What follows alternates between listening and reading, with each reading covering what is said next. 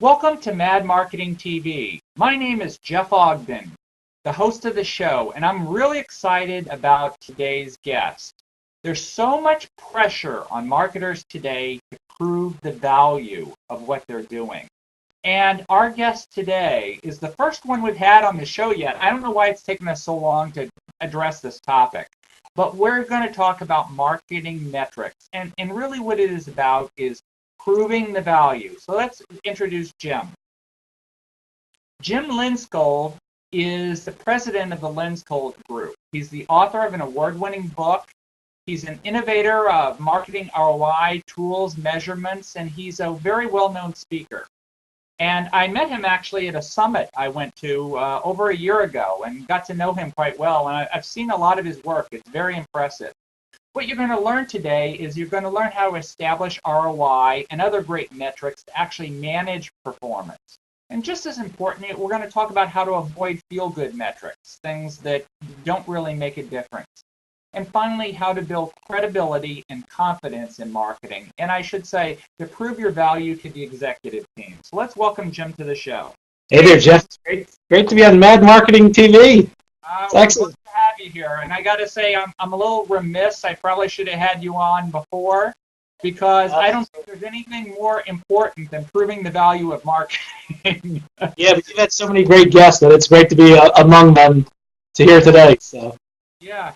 So Jim, let's dive in and let's start learning about it. So first of all, let's just understand why is it important to have good metrics in your marketing operation? Well, if you think about it, it comes down to how are we going to track and manage our marketing effectiveness, and in such a way that aligns to the business goals, right? And you could really put the marketing metrics into two big categories. One is your campaign metrics, right? So what is the outcome for marketing? We use that for results reporting. We use that to improve our campaigns. And the other side is the performance metrics, and that takes it a level above. And so you can think of that as the overall position of the company and your dashboard reporting. It's the key metrics that marketing influences that we need to know where we stand today in order to drive strategic priorities. I think, in fact, you could take some examples here in that at the campaign level, we can have campaign metrics and say, oh, okay, we get a low response rate. Well, we want to manage and fix that, but that doesn't mean we're off track for the company goals.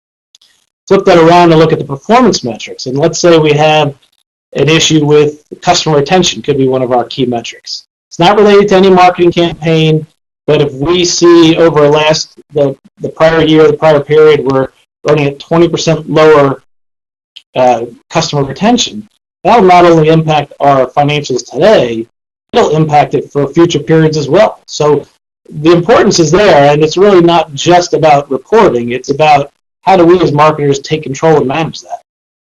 Good insights, and you're absolutely right, Jim. It's about having metrics to prove the value, and things like customer retention definitely affects it downstream. So let's just say, in terms of developing metrics, do we go for just like one key metric that does everything for us, or do they need to create a whole bunch of metrics? What is the right balance, do you think, Jim? Right. Okay. Well, I'm the ROI guy, so I can't help but state at least that the ROI needs to be in your metric mix, right? But if we look, and let's I set up the two categories of campaign performance metrics. Let's kind of keep our focus on campaign metrics for the time. But there's no question that marketers need a broad set of metrics. Okay, the one metric, even ROI, doesn't stand on its own. It's clearly important. It keeps us in sync with the company goals. Return on investment is making sure that the returns we generate from our marketing exceed the investment. Basically, we have to make more money than we spend. Kind of a good basic principle. But with that said, the ROI metric is kind of like the score at the end of any sports game. Okay, you want to know if you won or lost. That's most important. But it doesn't tell you what you did well. It doesn't tell you what you need to improve. And so that's where these other set of metrics come in. And there's a few categories. In fact, actually, if we think real quickly on the ROI, some of the research we did, just to give you an idea of how often this gets used as a key metric, what we found is 28% of marketers are using ROI or a similar financial metric to assess their marketing effectiveness. Now, the two other categories there's another roughly a third that are somewhat using financial metrics like cost per lead or cost per sale, but not ROI metrics. And the other third are really using what was described as traditional marketing metrics. Okay, so we've kind of said, all right, 28%, a little bit more than 1 out of 4 are using ROI metrics. That's a great start. But back to, do we need one or do we need many? What we want to be able to look at is how do we improve? And so the couple categories of metrics that we look for, besides ROI, right? The diagnostic metrics. Basically, what worked well, what didn't. It's going to point to our strengths and weaknesses and tell us what we do differently. Leading indicators is another good metric. And so in other words, what are some metrics we could measure today that are good indicators of future performance, right? So that's where we might get to response rates, engagement, maybe even leads, because it's an indicator of if we're on track here, then the steps that follow, such as sales, should come in the future periods. And even though we're very ROI focused and that might be viewed as being short-term, we don't want to be short-term, even when we look at ROI. So we want a certain amount maybe of brand health metrics. And that, by brand health, we mean more than awareness. We mean, how strong is the brand on key attributes, on keeping customers engaged, on all the way through to the brand perceptions of existing customers and their satisfaction. So those categories, if you think about it, are going to help us decide how marketing effectiveness gets managed and ultimately gets reported to the executives. Very interesting, Jim. I think this is such an important topic because marketing needs to prove their value. I mean, just the turnover in the marketing ranks is rampant, and I think that's why it's so important to be able to show the executive team the results of what you're doing. So there's so many different marketing metrics we could develop. What do you think are the keys to creating successful metrics? So I would organize it. There's probably more, but I could think off the top of my head, I could think of 4 key categories that are 4 key steps in creating those metrics. So first of all, we should make sure that we align the metrics in some way to the business outcomes. Okay, we've kind of set that up with saying ROI is important, and in fact, I would start if you kind of think of we're trying to deliver ROI, but we need to manage all these other metrics. You kind of branch off and you can say, look, there's really 3 primary drivers of ROI, and that is the quantity of sales we close, the value per sale in terms of the profit generated, and then the cost to generate that sale.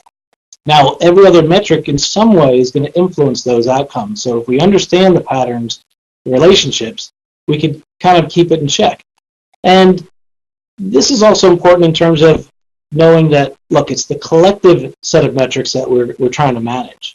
So we could take those 3 simple metrics I just ran through. If we find out that we had a lower sales conversion rate, but we're generating sales with much higher value customers, that's actually could be a very positive thing. So again, relate it back to the business and understand, how our marketing outcomes relate to the business outcomes. So that's first and foremost. Second one is to make sure we have clear definitions and that we're consistent, right? And this matters because these metrics we use get shared around the business, and everyone may have a different interpretation of it. Even something as simple as awareness. People talk about awareness as a key metric all the time. Great, well, what do we mean? Does that mean name recognition? Or does that mean that they're aware of what we stand for and what we represent? And does that influence consideration and purchase intention? Next up is to make sure that we know how to understand the results that come through, right? Anytime we've established a metric, we're going to start seeing numbers. So what does it mean in terms of those numbers being good, bad, within an acceptable range?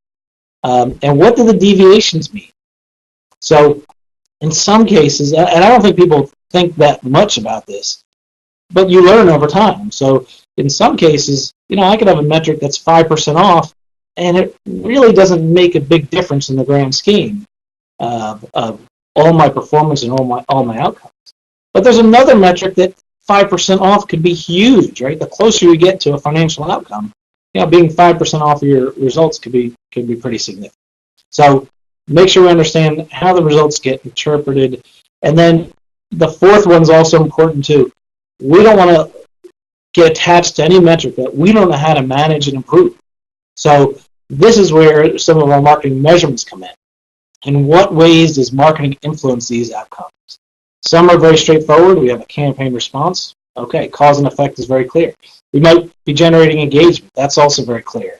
But it's going to take some more sophisticated measurements, perhaps, to understand how we impact the long-term customer value, the relationship, or even the sales pipeline.